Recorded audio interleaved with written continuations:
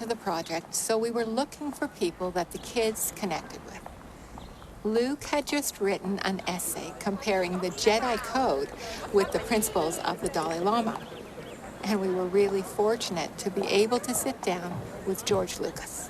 Oh my God, we're gonna see George Lucas. We're gonna see one of my idols, someone that I watch on the Star Wars, like VHS and beta. Do you want the lightsaber? Do you want me to? This guy created some of my favorite characters. This guy created my imagination. Like, I was a kid who grew up on Star Wars. I guess this is the hot seat. How are you? Good. Hey, George, like, what's going on? It's me, Luke. Hi, I'm Luke, and I was just wondering, how did you put your own spirituality into your films, and even did you put your own spirituality, or was it just something that came to you creatively? Well, creatively or spiritually or intellectually, you are your work, which is, it's very hard to separate the artist from what he does, no matter who it is or what they're doing, because your creativity is so interconnected with your inner being that it reflects you as a person. So if you want to know a person, a filmmaker, or even any kind of artist, really, but especially a filmmaker, you can sort of understand a lot about them just by looking at their work, and you can understand what kind of a person they are. Hi, I'm Madeline. Hi. What do you think are the things which most contribute to long-term happiness? Well, happiness is the result of a combination of pleasure and joy. Short-term happiness, which is pleasure, is self-centered. It's all about getting something. And so by its very nature, short-termed. And it's by its very nature, it's additive, which means that if you do something once, say you buy a car, the first car you buy is fantastic. It's an amazing experience. You get this thing. The second time you buy a car, it's not so amazing.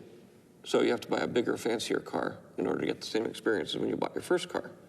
And it just keeps going down until you have, 6 yachts, 12 airplanes, and 50 cars. And even then, that experience with those will not equal the first experience you had. But joy is different. Joy really has to do with taking care of other people and doing things for others rather than for yourself. There's an interesting reality of why we're here. That one of the greatest pleasures is making kids. One of the greatest joys, or the greatest joy, is raising kids. And kids, I say children, but children teach you compassion. They come out, they're half an hour old, and they're already wiser than you are.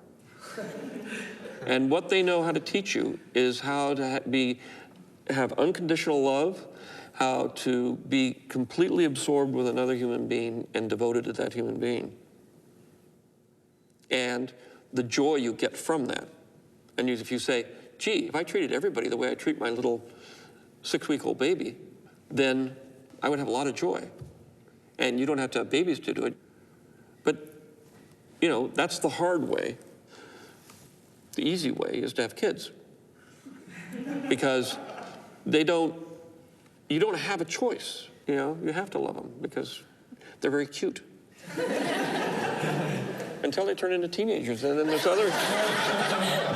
other miracle happens where when they're ready to leave and say, I'm out of here, I want to be independent, they get all gawky and pimply and ugly, and they're not cute anymore, so the parents are just as willing to say, okay, go off, have your life. But that's a true miracle. I hope that answered something. We wanted to get a scientific